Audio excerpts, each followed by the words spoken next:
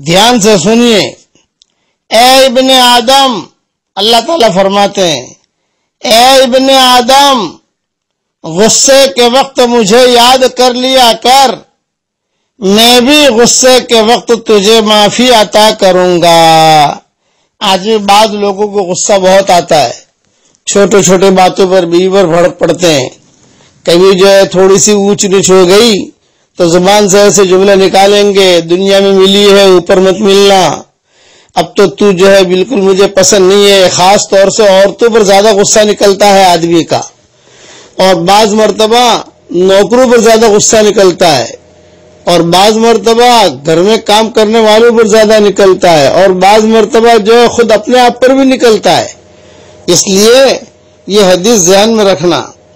इब्ने अबी हातिम में हजरत वहब रदी अल्लाह ताला अन्हु से रिवायत है कि अल्लाह ताला फरमाता है, ए इब्ने आदम, अपने गुस्से के वक्त तू मुझे याद कर लिया कर, मैं भी अपने गुस्से के वक्त तुझे माफी अता फरमा दिया करूंगा, और जिन पर मेरा अजाब नाजिल होगा मैं तुझे उनसे बचा लूंगा। बर्बाद होने वालों के साथ तुझे बर्बाद न करूंगा।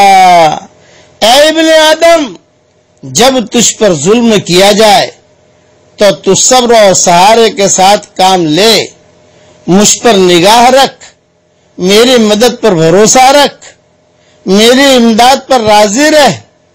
याद रख, मैं तेरी मदद करूं ये इससे बेहतर है कि तू आप अपनी मदद करे। अल्लाह ताला हमें भलाइयों की तौफीक दे, और अल्लाह ताला अपनी मदद, सारी की सारी मदद हम सब के लिए शामिल हाल फरमाए।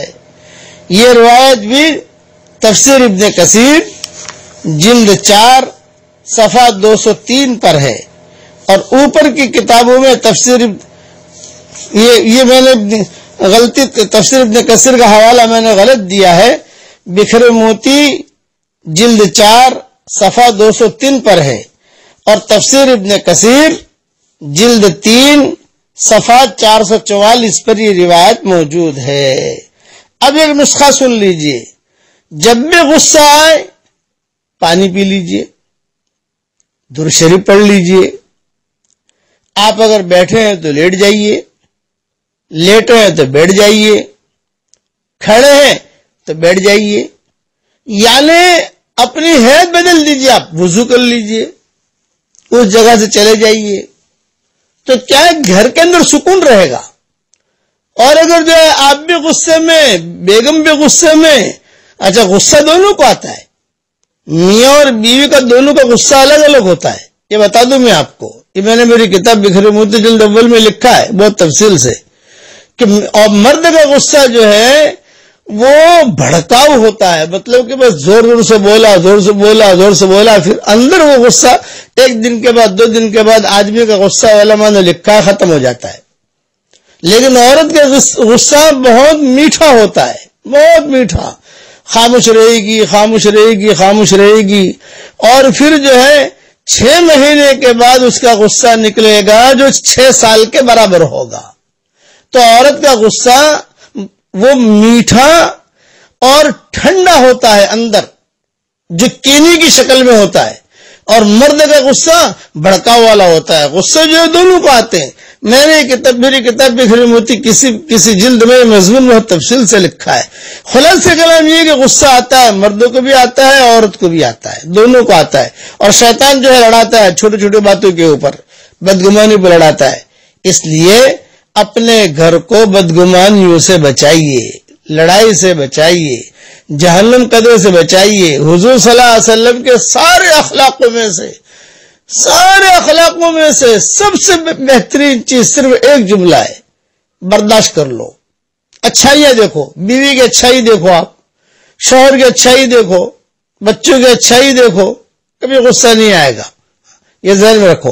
और एक वजीफा ही बता देता हूं, पहले ही बताया, जब भी खाना पकाओ सूरह फातिहा पढ़ के दम कर लो, और उसी खाने से सारे के सारे घर में खाना खा ले, पानी पी लें, चाय पी लें, سورہ فاتحہ ایک مرتبہ پڑھ کے دم کر لو انشاءاللہ. علماء نے لکھا ہے کہ اس گھر کے اندر بہت محبتیں باقی رہیں گی انشاءاللہ. اللہ تعالی ہم سب کو عمل کرنے کی توفیق عطا فرمائے. آمین آمین.